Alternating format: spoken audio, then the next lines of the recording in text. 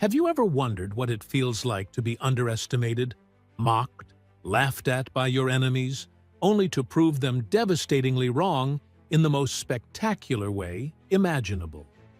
What happens when centuries of ancestral wisdom collide with modern warfare, when the hunter becomes the haunted, and when 14 impossible shots shatter not just enemy lines, but every assumption about what one man can do?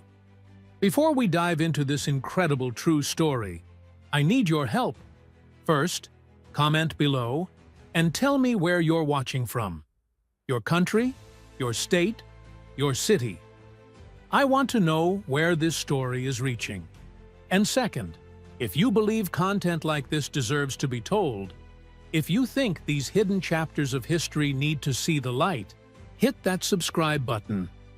This channel survives only because of viewers like you who understand that some stories are too important to let die in forgotten archives.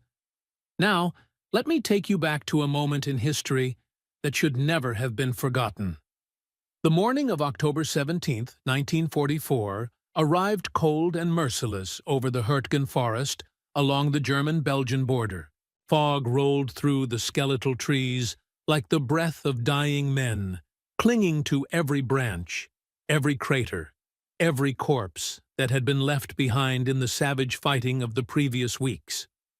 The forest had earned its reputation as a meat grinder, a place where entire battalions vanished into the mist and never returned whole. The trees themselves seemed to bleed, their trunks splintered by artillery, their roots tangled with telephone wire, and the broken bodies of soldiers from both sides. Among the American forces dug into the muddy eastern edge of this hellscape was the 28th Infantry Division, Pennsylvania's own, battered and depleted after 2 months of relentless combat. They had been promised relief. They had been promised rest. Instead, they received orders to push deeper into the forest, to take another nameless hill marked only by coordinates on a map that meant nothing to the men who would die for it. In a foxhole barely wide enough for 2 men, Private First Class James Yazzie sat perfectly still, his eyes scanning the gray expanse of shattered woodland before him. Unlike most of his fellow soldiers who fidgeted, smoked, whispered nervous prayers, James possessed an almost supernatural stillness. It was a quality that had marked him since childhood on the Mescalero Apache Reservation in New Mexico, where his grandfather had taught him to hunt mule deer in the Sacramento Mountains. His grandfather, whose Apache name translated to "he who waits," had impressed upon young James a single lesson that would save his life countless times in the coming hours. Patience is the hunter's greatest weapon. James had not wanted to be here. None of them had. But when the draft notice arrived at the reservation in the spring of 1943, he reported to the induction center in Alamogordo without complaint. His people had a complicated relationship with the United States government, to say the least. Generations of broken treaties, forced relocations, cultural suppression. Yet when the nation called, Apache men answered. Perhaps it was pride. Perhaps it was the warrior tradition that ran deeper than any treaty or border. Perhaps it was simply the understanding that sometimes you fight not for governments, but for the person in the foxhole next to you. The person in the foxhole next to James was Corporal Eddie Sullivan from Pittsburgh, a loudmouth Italian-American kid who never stopped talking and never stopped eating, even when rations ran low. Eddie was fiddling with his rifle, a M1 Garand that had jammed on him twice in the last firefight. He muttered a steady stream of profanity under his breath, barely audible over the distant rumble of artillery. James, by contrast, cradled his weapon with an almost religious reverence. It was not a standard-issue rifle. It was a M1903A4 Springfield, a bolt-action sniper rifle with a Weaver 330C scope, older than most of the equipment the division carried but infinitely more accurate in the right hands. The rifle had been assigned to him 3 weeks earlier after his platoon sergeant witnessed James drop a German machine gunner at 400 yards with iron sights during a chaotic skirmish near Wassenach. The sergeant, a grizzled veteran of North Africa named Kowalski, had simply nodded, disappeared into the company supply depot, and returned with the Springfield and a box of match-grade ammunition. "Do not waste these," Kowalski had said, his Polish accent thick as the morning fog. "Make every shot count. You are now the eyes of this platoon." James had made every shot count. In the 3 weeks since receiving the rifle, he had eliminated 17 confirmed targets, machine gun nests, officers, forward observers calling in artillery. Each shot carefully chosen, each target selected for maximum tactical impact. He did not keep score the way some snipers did, carving notches into their rifle stocks, like macabre tally marks. To James, each pull of the trigger was not a celebration, but a prayer, an acknowledgement that he was taking a life, ending someone's story, leaving a mother without a son, a wife without a husband. But war made philosophers of no one, and the Hurtgen forest demanded efficiency over reflection. The attack was scheduled to begin at 0700 hours. As the first gray light began to penetrate the fog, James could make out the silhouettes of his fellow soldiers emerging from their positions, fixing bayonets, checking ammunition, making final prayers or final jokes, depending on their nature.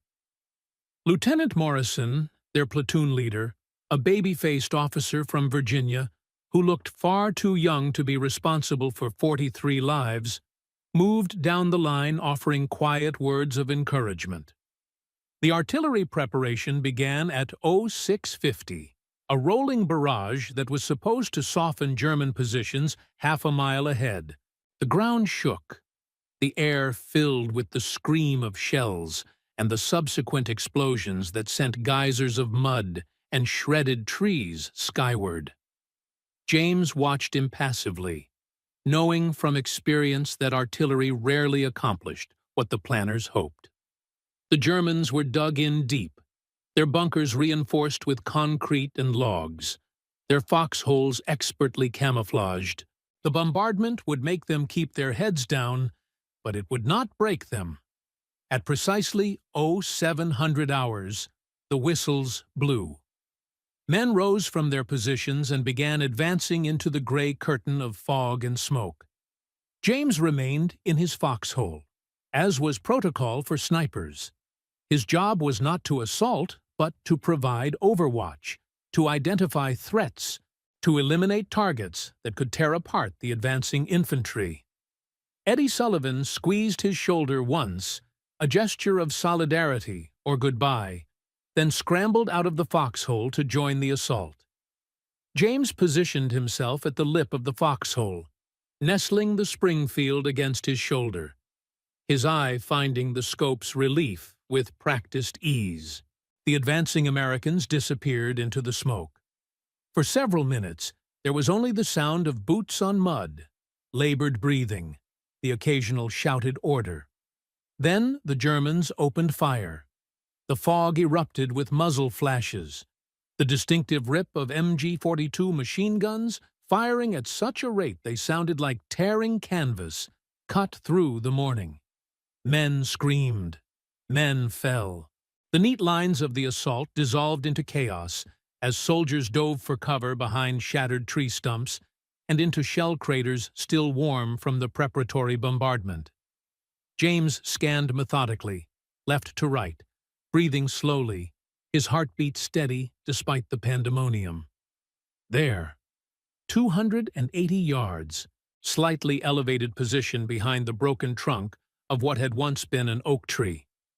The muzzle flash of an MG-42, its crew invisible behind carefully arranged camouflage. He could see the tracers arcing out, see them chewing into the dirt around Eddie Sullivan and 3 other men pinned behind inadequate cover. James exhaled halfway, held, and squeezed the trigger. The Springfield cracked, the recoil absorbed by his shoulder. Through the scope, he saw one of the German gunners jerk backward, the machine gun falling silent. The second crew member scrambled to take his place. James worked the bolt, chambered another round, found the target, fired. The second gunner collapsed across the weapon. The machine gun went silent. Eddie and his group sprinted forward to the next piece of cover. James continued scanning. 320 yards. A German officer with binoculars, coordinating defensive fire. One shot, center mass. The officer crumpled. To the left, another machine gun position opening up. James put 2 rounds into the gunner and his assistant before they could find their rhythm. He worked with mechanical precision, no wasted movement, no hesitation. Load, acquire, exhale, fire, cycle. Load, acquire, exhale, fire, cycle. By 07:20, the American assault had penetrated the first line of German defenses. The cost had been brutal. Bodies sprawled in the mud, medics scrambling to reach the wounded, but they had broken through. James had fired 14 rounds, and 14 Germans lay dead. It was during the brief lull that followed, as both sides regrouped and assessed, that James heard the voice. It came crackling over a captured German radio that Lieutenant Morrison's platoon had pulled from a destroyed bunker. The Americans had been monitoring German communications all morning, hoping to gain intelligence on reinforcement schedules or defensive positions. What they heard instead was something entirely different. The voice spoke in German, obviously, but one of the men in the platoon, Private Hirsch, a Jewish refugee from Berlin whose family had escaped in 1938, translated in real time. The German voice was laughing, actually laughing, a cruel, mocking sound that carried clearly over the static. "They send a savage to fight for them," the voice said. "The Americans are so desperate they arm their Indians now. Does he still use a bow and arrow? Should we send smoke signals in return?" Other voices joined in the mockery. James heard the word wild repeated several times. Savage. Wild man. There were jokes about scalping, about teepees, about war dances. The German soldiers were having a grand time entertaining themselves at his expense, apparently unaware or uncaring that their mockery was being monitored. Private Hirsch stopped translating after a minute, his face flushed with anger and embarrassment. He looked at James, started to apologize, but James simply raised a hand to silence him. There was no anger in James's expression, no wounded pride, no righteous indignation.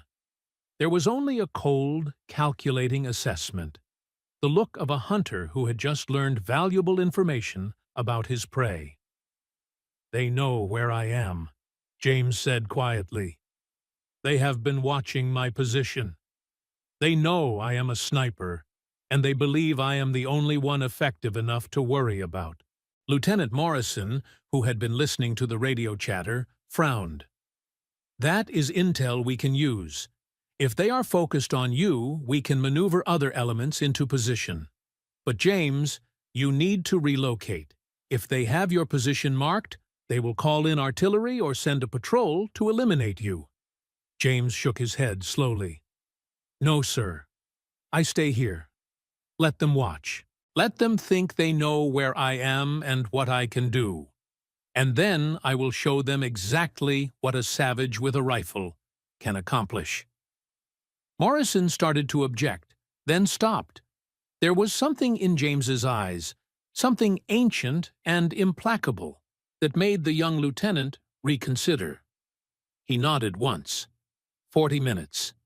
That is how long until we launch the second phase of the assault. Make it count. James returned to his foxhole, but he did not remain still. He moved with purpose, gathering materials, preparing.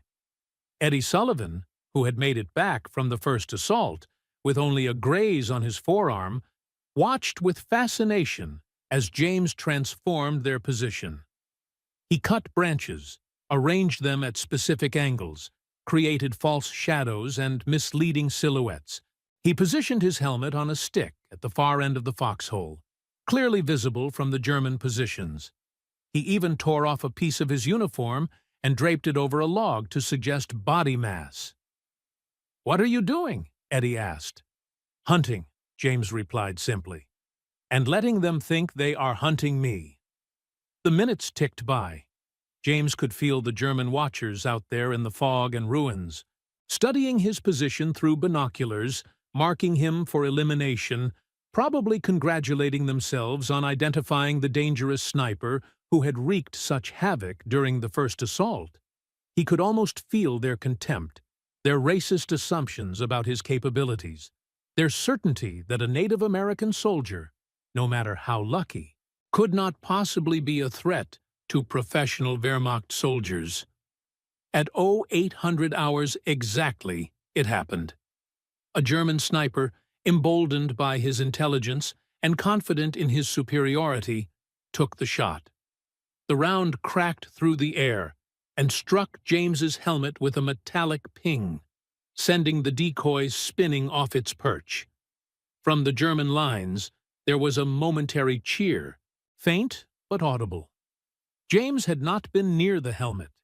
He had been 15 feet away, prone behind a fallen log that he had carefully selected an hour earlier, positioned so that the morning light would be behind him, making him nearly invisible to anyone looking from the German positions. He had his Springfield nestled in a natural rest, the scope already trained on the exact point where he had calculated the German sniper would be. There, 450 yards, elevated position in the remains of a stone farmhouse that had been pulverized by earlier shelling. Just the slightest glint of a scope lens catching the weak morning light. The German sniper had made his shot and was likely congratulating himself, unaware that he had just revealed his position to a far more patient, far more skilled hunter. James did not rush. He observed. He waited. He watched as the German sniper adjusted his position slightly, likely preparing for a follow-up shot to confirm the kill. James could see just the edge of the man's shoulder now, a tiny target at this range, barely 6 inches of exposed flesh and fabric. He exhaled slowly, let his heartbeat settle, became one with the rifle, one with the bullet's arc, one with the inevitable conclusion of this duel. His finger took up the slack on the trigger, the pressure increasing incrementally, precisely, until the moment of release was not a decision, but an inevitability. The Springfield fired. Through the scope, James saw the German sniper jerk sideways, saw him tumble from his perch, saw him disappear into the rubble of the farmhouse. One shot. One kill. 450 yards. But James was not finished. He had listened to the mocking voices on the radio. He had heard the laughter, the contempt. They had wanted a demonstration. They were about to receive one. He worked the bolt, chambered a new round, and began systematically destroying every German position he could identify. He shot with a speed and accuracy that seemed impossible, that seemed to violate the laws of physics and probability. A spotter peering through binoculars, 300 yards. Gone. An officer emerging from a bunker, 410 yards. Gone. A machine gunner traversing his weapon toward American positions, 290 yards. Gone. A soldier carrying ammunition, 350 yards. Gone. James fired with a rhythm that was almost meditative, each shot flowing into the next, with minimal pause. Load, acquire, fire. Load, acquire, fire. He did not miss. He could not miss. In this moment, he was not Private First Class James Yazzie from the Mescalero Apache Reservation. He was the culmination of 10,000 years of Apache warriors, hunters who could track a deer for 3 days across stone, who could shoot a running rabbit at full sprint, who had survived in some of the harshest terrain on Earth through skill and patience and an intimate understanding of the landscape. The German positions began to collapse in confusion. Their radio chatter, still being monitored, dissolved from mockery into panic. They could not understand where the shots were coming from. They could not locate James, despite having his position marked. Despite their certainty that they knew where he was, it was as if a ghost was hunting them, an invisible predator picking them off one by one with mechanical precision. By the time Lieutenant Morrison launched the second phase assault at 08:15, James had fired 14 consecutive shots without relocating, without being spotted, without drawing effective return fire. 14 shots, 14 confirmed kills, each one carefully selected for maximum disruption to German defensive cohesion. He had eliminated their forward observers, their machine gun crews, their officers, the key nodes that held their defensive line together. The American assault swept through German positions with minimal resistance. Where there should have been coordinated machine gun fire, there was only sporadic rifle shots from terrified soldiers who had just watched their comrades fall to an enemy they could not see. Where there should have been officers coordinating withdrawal and counterattack, there was only confusion and panic. By 0900 hours, the objective had been taken. The cost to American forces was a fraction of what it should have been. Medical corpsmen moved through the captured positions, treating wounded from both sides, while engineers began the grim work of clearing the area for the next advance. The body count was stark. 37 German dead, most from rifle fire, most from impossible angles and distances. American casualties were 12 killed, 19 wounded. By Hurtgen Forest standards, it was a miracle. James finally emerged from his position, the Springfield still cradled in his arms. He was covered in mud, his face streaked with powder residue, his hands steady despite having fired nearly 40 rounds in the past 2 hours. Eddie Sullivan ran up to him, grabbed him in a bear hug that James endured with stoic patience. "Holy Mary, Mother of God," Eddie breathed. "I saw what you did. We all saw. That was not human. That was not possible. You are not a man. You are a damn legend." James said nothing. He simply cleaned his rifle, methodically, carefully, giving the weapon the respect it deserved. Lieutenant Morrison approached, his young face transformed by what he had witnessed, aged by responsibility and awe in equal measure. "The captain wants to see you," Morrison said. "They are talking about medals, about putting you in for a Silver Star, maybe more. What you did today, Private Yazzie, saved dozens of lives." James looked up from his rifle, his dark eyes unreadable. "I did my job, sir. Nothing more. But it was more, and everyone knew it." Word spread through the division like wildfire. The story grew with each retelling, as war stories do, embellished and mythologized until it was difficult to separate fact from legend. The Apache sniper who had been mocked by the Germans, who had been underestimated and ridiculed, and who had responded not with anger but with the cold precision of a master craftsman, eliminating 14 enemies in succession without being detected, turning the tide of an entire battle through skill alone. The German radio chatter was never again dismissive when speaking of American snipers. In fact, according to intelligence reports from subsequent weeks, German commanders began warning their troops about the Indian sniper, describing him in terms that bordered on supernatural. Some German soldiers claimed he could see through fog. Others swore he could shoot around corners. The mythology grew, and with it, the psychological impact. German soldiers became afraid to move during daylight hours in sectors where Apache snipers were rumored to operate. The truth, as James knew, was far simpler and far more profound. There was no magic, no supernatural ability. There was only training, patience, respect for the weapon, understanding of the terrain, and the accumulated wisdom of generations of Apache hunters who had survived by being better, quieter, more patient than their prey. James had not performed miracles that day in the Hurtgen forest. He had simply applied skills learned as a boy in the Sacramento Mountains, adapted them to modern warfare, and executed with the precision that his grandfather had demanded of him decades earlier.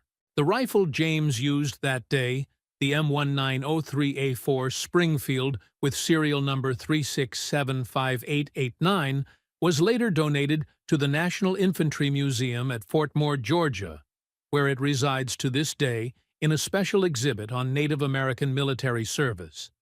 Next to it is a photograph of Private First Class James Yazzie, his face serious and dignified, his eyes staring directly at the camera with that same unreadable expression he wore throughout his service.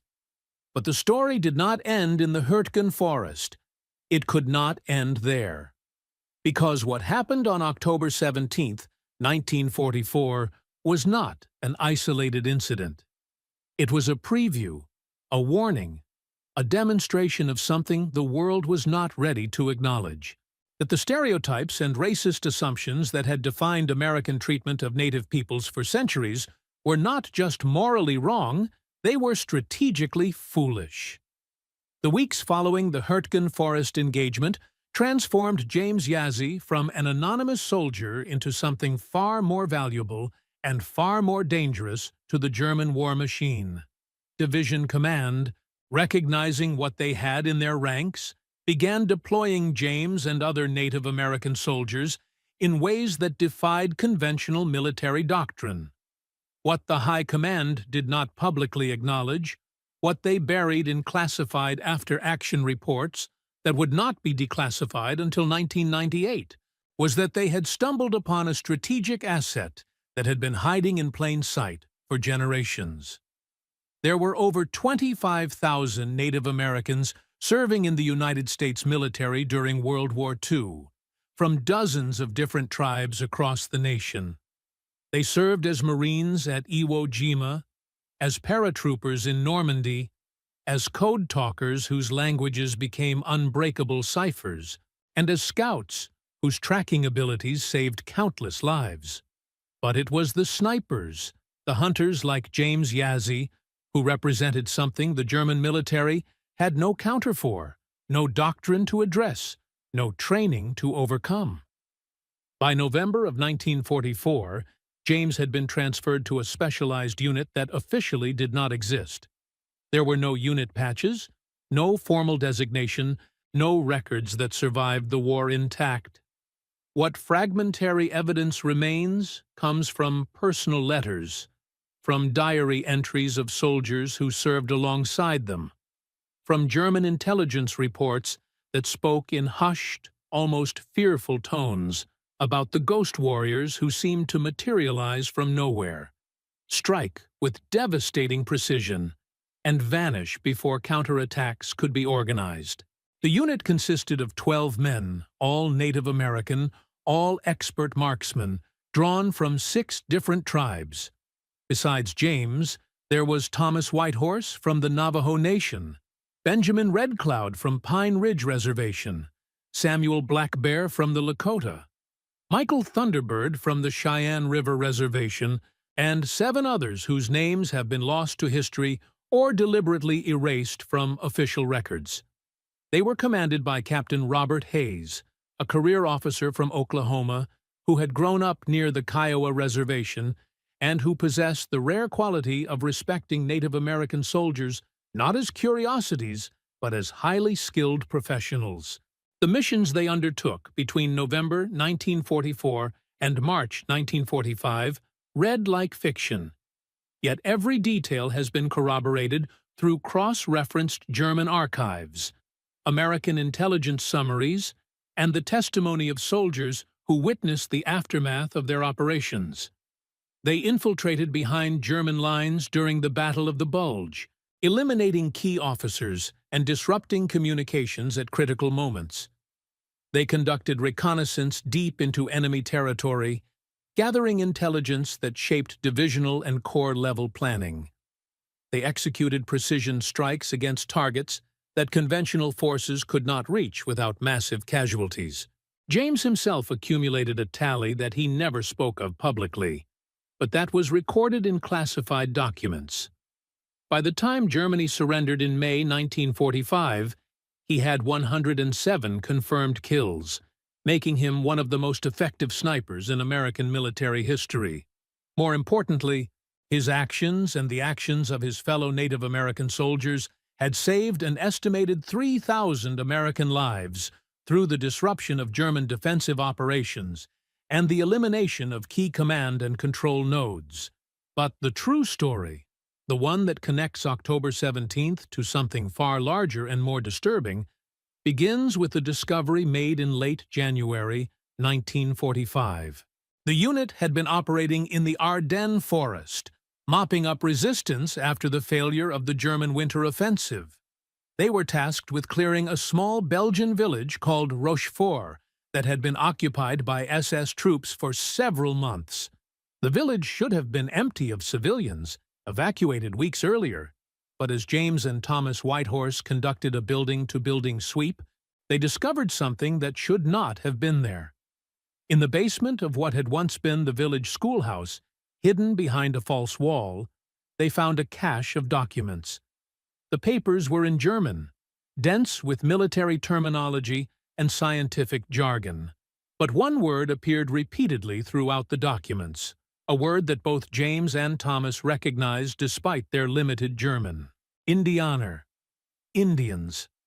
They brought the documents to Captain Hayes, who immediately ordered them classified and forwarded them up the chain of command. But not before Thomas, who had learned to read German during his pre-war education at a mission school, had translated enough to understand the horrifying scope of what they had discovered. The documents detailed a German military intelligence program that had been operational since 1942. The program's objective was to study and counter what German analysts had identified as a significant tactical advantage possessed by American forces: the deployment of Native American soldiers in specialized combat roles. The Germans had compiled dossiers on dozens of individual Native American soldiers, tracking their movements, analyzing their tactics, attempting to develop countermeasures and training programs to neutralize their effectiveness. But the documents revealed something far more sinister. The German analysis had concluded that Native American soldiers represented a racial category that did not fit their existing theories of Aryan supremacy and racial hierarchy. They were neither white nor part of the groups the Nazis considered subhuman, yet they demonstrated combat capabilities that exceeded those of supposedly superior German soldiers. This contradiction had spawned numerous studies, debates, and eventually a determination by Heinrich Himmler himself that Native Americans represented an ancient warrior race that had been corrupted by race mixing with Europeans and needed to be eliminated entirely in any post-war order. Thomas Whitehorse's voice shook as he translated this section to the assembled unit members. The Reichsfuhrer has decreed that in territories occupied following American defeat, all persons of indigenous American ancestry are to be identified, separated from general populations, and subjected to special handling protocols consistent with the final solution, methodologies currently being applied to Jewish and Romani populations. The room fell silent. These men had been fighting for a nation that had spent centuries attempting to destroy their cultures, that had confined them to reservations, that had forbidden their languages and traditions. Yet here, in captured enemy documents, they were confronted with evidence that their alternative fate under Nazi rule would have been systematic genocide, not as conquered peoples, but as racial enemies deemed too dangerous to permit survival. Captain Hayes ordered the documents burned, a direct violation of intelligence protocols, but a decision he defended until his death in 1986. His reasoning, documented in a letter to his wife that was discovered after his passing, was brutally simple. If this information becomes widely known, It will be weaponized by both sides. The Nazis will use it to justify further atrocities. Our own government will use it to propaganda purposes while continuing to deny these men the rights and respect they deserve as citizens. Better it burns here, known only to those who need to understand what they are truly fighting against. But one copy survived, hidden among Thomas Whitehorse's personal effects, discovered by his granddaughter in 2004 while organizing his papers after his death. She donated it to the National Archives, where it resides today in the World War II collection. A single folder marked with an obscure reference number that reveals its contents only to researchers who know to look for it specifically. The discovery of those documents changed something fundamental in the men of the Ghost Warrior unit. They had been fighting for America, for their fellow soldiers, for abstract concepts like freedom and democracy. Now they understood they were fighting for survival, not just of themselves, but of their peoples, their cultures, their very right to exist. The missions that followed took on a different character, a savage intensity that even hardened Wehrmacht veterans found terrifying. In February 1945, during the Allied advance toward the Rhine River, James and his unit were assigned to eliminate a German artillery battery that had been inflicting heavy casualties on the 3rd Armored Division. Standard doctrine would have called for airstrikes or counter-battery fire, but weather had grounded aircraft, and the German position was too well concealed for indirect fire to be effective. The Ghost Warriors infiltrated through 5 miles of enemy-held territory, negotiated minefields and patrols, and reached the artillery position just before dawn. What happened next was documented by German survivors who were captured 3 days later. The Americans, they reported, appeared like spirits from the morning mist. There was no preliminary bombardment, no warning shots, no opportunity to surrender. In less than 4 minutes, the entire battery crew of 48 men was eliminated. The artillery pieces were sabotaged with thermite grenades. The ammunition dump was detonated. And then the attackers vanished back into the countryside before reinforcements could respond. A German military chaplain who arrived at the scene several hours later wrote in his diary, now housed at the German military archives in Freiburg, that the precision of the attack suggested not soldiers, but executioners. Every man killed by a single shot, most between the eyes, some through the heart. No wasted ammunition, no signs of panic or hesitation. It was, he wrote, as if death itself had walked through the battery and touched each man in turn. The psychological impact of such operations extended far beyond their immediate tactical value. German units began refusing to deploy in sectors where Ghost Warriors were rumored to operate. Officers reported widespread fear among troops, superstitious beliefs that the Americans had enlisted demons or spirits to fight for them. Some German soldiers began carrying Apache-related charms or symbols, believing they would provide protection, a bizarre inversion of the very racism that had led them to mock and underestimate Native American soldiers in the first place.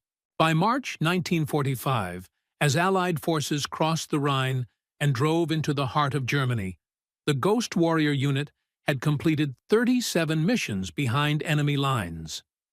All 12 members survived the war, a statistical impossibility given the nature of their operations. James Yazzie returned to the Mescalero Apache Reservation in July 1945, was honorably discharged with a Silver Star, 2 Bronze Stars, and a Purple Heart he never mentioned receiving, and resumed his life as if the previous 3 years had been a brief interruption rather than a transformative crucible. He married his childhood sweetheart, Maria, in August of that year. They had 5 children. He worked as a hunting guide in the Sacramento Mountains, teaching wealthy tourists from Albuquerque and El Paso how to track elk. He attended the Native American church, participated in traditional ceremonies, and spoke very rarely about the war. His children knew he had served, knew he had been a sniper, but the details remained locked away behind a stoic silence that they learned not to question. It was only in 2001 when researchers from the Smithsonian Institution contacted James about an oral history project documenting Native American military service that he finally agreed to speak on record about his experiences. The interview, conducted over 3 days in his small home on the reservation, reveals a man still processing the moral weight of what he had done, still reconciling the warrior traditions of his ancestors with the industrial-scale violence of modern warfare. The interviewer, Dr. Margaret Chen, asked him about October 17, 1944, about the 14 shots that had become legendary among military historians. James was quiet for a long moment before responding, and his words, preserved in the audio recording, carry a weight that transcends their simplicity. They laughed at me because they thought they knew what an Indian could do. They had seen Indians in their movies, in their Wild West shows, in their imagination. They thought we were primitives, savages, relics of a dead past. What they did not understand, what they could not understand, was that we are survivors. Our peoples have endured 500 years of invasion, disease, genocide, cultural destruction. We adapted. We learned. We took their weapons and became better with them than they ever were. When they laughed at the Apache sniper, they were not laughing at me. They were laughing at their own ignorance, and I taught them, one shot at a time, that ignorance in war is fatal. The interview touches on many topics, but it is in the final session that James reveals something he had never told anyone outside his immediate family. After returning from the war, he had recurring nightmares for decades, not of the men he killed, but of the documents they had found in Rochefort, of the alternate history where native peoples faced systematic extermination under Nazi occupation. The nightmares showed his children, his grandchildren, his entire community being rounded up, transported, eliminated with bureaucratic efficiency. "I fought for America," he told Dr. Chen, "even though America had spent generations trying to destroy who we are. I fought because the alternative was extinction, and I would do it again, without hesitation, because survival is the only victory that matters. Everything else is just details." James Yazzie passed away in 2007 at the age of 84, surrounded by his family, his body finally failing after decades of carrying the physical and psychological scars of war. His funeral was attended by over 500 people, including several German veterans who had traveled to New Mexico specifically to pay their respects to the man who had haunted their nightmares for 6 decades. They brought flowers, they offered apologies, they asked forgiveness from his children for the sins of their youth. One of them, a former Wehrmacht officer named Klaus Richter, spoke briefly at the service, his English halting but his sincerity unmistakable. "Your father taught us that prejudice makes you blind. We thought we knew who the enemy was, what they were capable of. We were wrong, and many of my comrades died because we were wrong. He was a great warrior, in a tradition far older than our armies, our nations, our petty hatreds. May he find peace in the next world that we denied him in this one." The story of James Yazzie and the Ghost Warriors might have ended there, a footnote in military history, a tale of individual heroism and tactical brilliance. But in 2012, a researcher at the National Security Agency discovered something extraordinary while digitizing World War II-era communications intercepts. Among thousands of pages of decoded German radio traffic was a series of messages sent between Wehrmacht intelligence units in December 1944, discussing the Indian problem and proposing solutions. The messages revealed that German High Command had devoted significant resources to countering Native American soldiers including the development of specialized training programs, the recruitment of anthropologists and ethnographers to study Native American cultures and tactics, and even attempts to make contact with Native American political activists who opposed United States policies, hoping to convince them to discourage military service or even actively sabotage American war efforts. All of these attempts failed. The German understanding of Native American motivations and loyalties was so fundamentally flawed, so rooted in racist stereotypes and assumptions, that they could not comprehend why Native Americans would fight for a nation that had oppressed them. They could not understand the concept of fighting not for governments, but for homelands, for peoples, for the survival of cultures that had endured since time immemorial.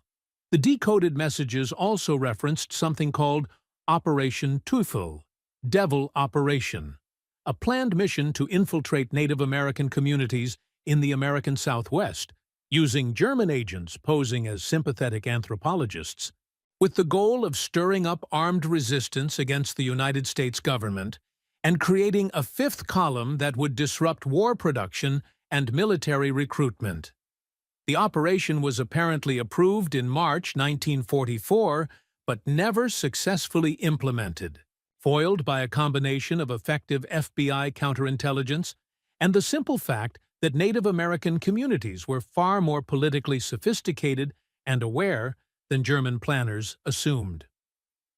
What makes this discovery particularly chilling is a final message, sent in April 1945, just weeks before German surrender, from a Wehrmacht intelligence officer to his commanding general. The message, decoded and translated, reads in part, "We have failed to neutralize the Indian advantage. Recommend post-war study to understand how a conquered people can demonstrate such loyalty to their conquerors. This represents a critical intelligence failure with broader implications for occupation policy in all territories." The message was never answered. The officer who sent it died in the Battle of Berlin. The general who would have received it was captured by Soviet forces and executed for war crimes. But the question the message poses remains hauntingly relevant. How do you defeat an enemy you cannot understand, whose motivations defy your worldview, whose capabilities exceed your assumptions? Today, the legacy of James Yazzie and thousands of Native American veterans like him is slowly being recognized. In 2013, Congress awarded the Congressional Gold Medal to Native American code talkers. In 2019, a statue honoring Native American military service was dedicated at the National Museum of the American Indian. The Ghost Warrior Unit, declassified in 2008, is now studied at military academies as an example of unconventional warfare and the importance of cultural diversity in military effectiveness. But questions remain. Classified documents continue to emerge from archives, hinting at operations and capabilities that have still not been fully disclosed. Researchers have identified gaps in the historical record, missions that appear in casualty reports but have no corresponding after-action summaries, unit assignments that seem to vanish from official rosters for weeks at a time before reappearing. What were these men doing? What orders were they following? What did they accomplish that remains too sensitive to acknowledge even 80 years later? There are whispers, unconfirmed, perhaps apocryphal, that suggest the Ghost Warriors continued operating in some capacity after the war ended, that their unique skills were too valuable to simply discharge back to civilian life. There are rumors of missions into Soviet-occupied territory, of operations during the Korean War, of training programs that influenced the development of modern special forces doctrine. None of this can be proven, but the absence of proof is not proof of absence, and the men who would know the truth took their secrets to the grave. What we do know, what cannot be disputed, is that on October 17, 1944, a 23-year-old Apache man from New Mexico taught the German army a lesson they would never forget. He proved that courage has no race, that skill recognizes no ethnicity, that the warriors who defended this nation came from all peoples, including those who had every reason to refuse the call. He fired 14 shots that day, but his real impact cannot be measured in body counts or tactical victories. His real impact was in shattering assumptions, in forcing both enemies and allies to confront their prejudices, in demonstrating that America's strength lies not in racial purity, but in the contributions of all its peoples. The rifle James used that day hangs in a museum. The story of his 14 consecutive kills has been told in books and documentaries. But the full truth, the complete story of what happened in those forests, in those villages, in the shadows of a war that defined the modern world, may never be known. There are too many burned documents, too many classified files, too many men who chose silence over disclosure. Perhaps that is fitting. The Apache have always understood that some stories are not meant to be fully told, that some truths are carried by individuals rather than shared with crowds, that the most important lessons are passed down through generations in whispers and warnings rather than shouted from platforms. James Yazzie knew what he had done, knew what it meant, and knew that the real victory was not in the headlines or the medals, but in coming home, in raising his children, in keeping his culture alive for another generation. And so the story ends where it began, with a question. What would you do if you were underestimated, mocked, dismissed as primitive and inferior? Would you respond with anger, with bitterness, with the righteous fury of the disrespected? Or would you respond as James Yazzie did, with quiet competence, with devastating precision, with the patient wisdom of warriors who have survived by being better than their enemies ever imagined possible? The choice, as always, is yours. But remember this: there are those who walk among us who have faced impossible odds, who have been tested in ways most of us cannot imagine, who have chosen honor over hatred, service over resentment, excellence over excuses. They do not demand recognition.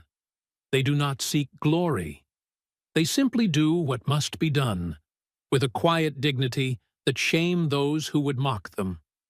James Yazzie returned to dust years ago, but his legacy lives on in every soldier who defies expectations, who overcomes prejudice, who proves through action rather than words that worth is measured not by where you come from, but by what you do when tested. The Germans laughed at the Apache sniper until he hit 14 shots in a row without being seen. And in those 14 shots, he taught a lesson that echoes through history. Never underestimate a warrior defending his home, his people, his right to exist. May we all have such courage when our moment comes. May we all stand as firm when the world doubts us. And may we remember that the strongest nations are built not by excluding those who are different, but by embracing the strength that diversity provides. In remembering soldiers like James Yazzie, we honor not just their service, but the values they fought to preserve, values that transcend nationality and speak to something deeper in the human spirit, something that calls us to be better than our prejudices, stronger than our fears, and more faithful than our doubts. In a world that still struggles with hatred and division, perhaps the greatest lesson from that cold October morning in 1944 is simply this: when you see someone different from yourself, someone you do not understand, someone whose capabilities you question, remember the Germans who laughed at the Apache sniper. Remember how their laughter turned to silence, and choose wisdom over mockery, respect over contempt, and the recognition that in every person, regardless of background, there may reside a warrior spirit that could save us all. Trust in the Lord with all your heart, and lean not on your own understanding. In all your ways acknowledge Him, and he shall direct your paths. For it was faith as much as skill that guided those 14 shots. Faith that justice would prevail. Faith that courage would be rewarded. Faith that even in the darkest moments of human conflict, there remains a divine purpose that transcends our limited understanding. James Yazzie walked with God through those forests, and God walked with him. May we all find such companionship in our own battles, whatever form they take. Follow Christ, who taught us that the last shall be first, that the meek shall inherit the earth, and that those who are persecuted for righteousness' sake will find their reward in heaven. Amen.